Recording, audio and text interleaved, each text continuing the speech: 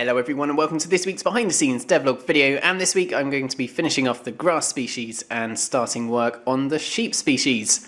So unfortunately it hasn't been the best start to the week so far. It's already Wednesday and for the last couple of days I was a bit busy with a few other things, so I just generally didn't get very much done in the game, but I'm free for the rest of the week now, so hopefully I can still get a decent amount done. To start off the week, I've been doing a bit more work on the color trait modifying stuff. So now when you bring up the modifier GUI and choose a color, you can see that it has a DP cost generated, and that DP cost is based on quite a few factors such as the natural color of the species and also the current color of the species.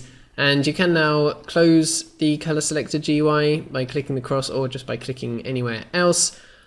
So that is now all working. Obviously I still need to do some balancing on the costs and stuff like that, but apart from that, that is now pretty much done.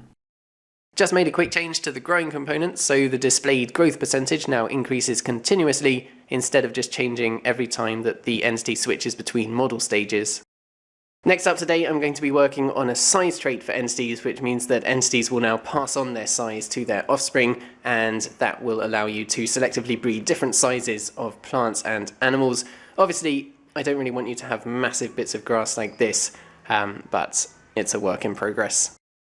So I've pretty much finished working on the size trait stuff now, so if we go into the traits tab, you can see that the grass now has a size trait, which you can modify in the modifier GUI. Obviously I need to do some balancing with these prices, otherwise it's going to be way too easy to grow giant grass like this, which obviously I don't want. But apart from that, it's pretty much done. So I'm actually going to move on from grass now, and I'm going to start work on a new species, which will be the sheep.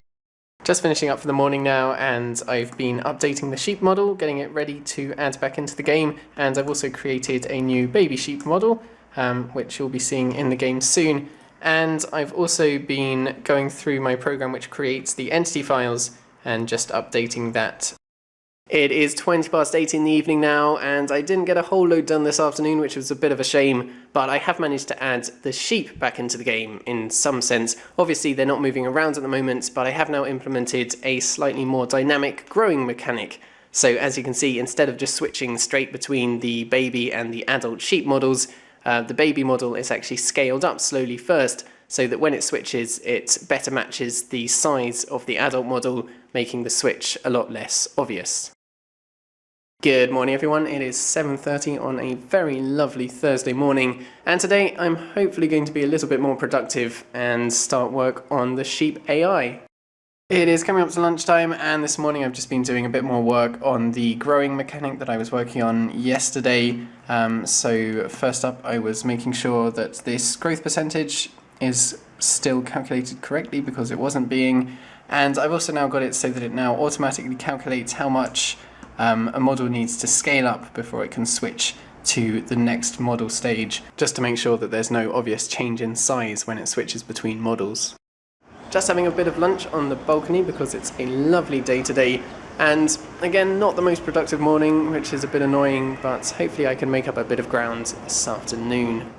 It is 6:30 in the evening now, and again it's not been a very good day. I haven't really got that much done today, but I have now found some motivation from somewhere, and for the last couple of hours I've been making some pretty good progress, and hopefully I can keep that up for the rest of the evening. So at the moment I'm working on movement. I've just implemented a movement component, and as you can see at the moment the sheep can just move forwards. I'm controlling that at the moment, but obviously it will do that on its own soon.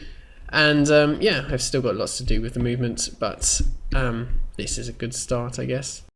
So I've now got the sheep bouncing again, and I've actually made it so that the small sheep do smaller bounces than the bigger sheep, just because it looks cuter.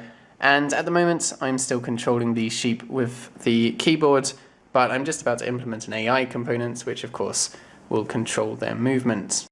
It is coming up to 2 o'clock in the morning, and I've just been implementing an AI component for the sheep, so you can see that they're now bouncing around without me having to control them. And I've actually set up a bit more of a complicated AI system than I had before. So obviously the sheep have a movement component, which is what I was controlling previously, but that's now controlled by the AI component, which can carry out various AI programs, and by default it just carries out a standard AI program, which is what the sheep are doing now, just bouncing around in a circle. But I've actually made it now so that other components, other entity components, can actually suggest different AI programs for the AI component to carry out. So for example, the feeding component, when the sheep gets hungry, the feeding component can suggest to the AI component that it carries out a different AI program, which would obviously search for food. Or if there's a threat nearby, the survival component could suggest to the AI component that it carries out a run away from threat AI program. So this will allow me to add lots more behaviors to the animals.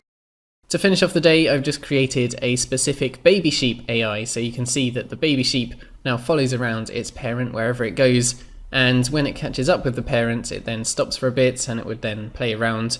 But when the parent gets a certain distance away from the child once again notices and chases after the sheep again.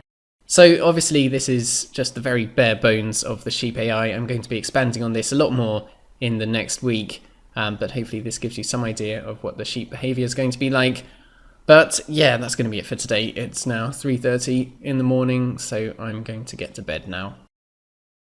It is 8:30 on Friday morning. It's extremely warm today, and I haven't had a whole load of sleep, but I need to get back to work now because tomorrow morning I'm going to Wolfsburg, so I need to finish off everything today. I've got some stuff to do with the AI that I want to finish, and I need to do this week's behind the scenes devlog video, which I will start work on once I've had my breakfast. Just stopping for some lunch, and at least one good thing about not having done that much this week was that the devlog didn't take very long to do this morning, so that's pretty much done now, and I can spend the rest of the afternoon working a bit more on the AI.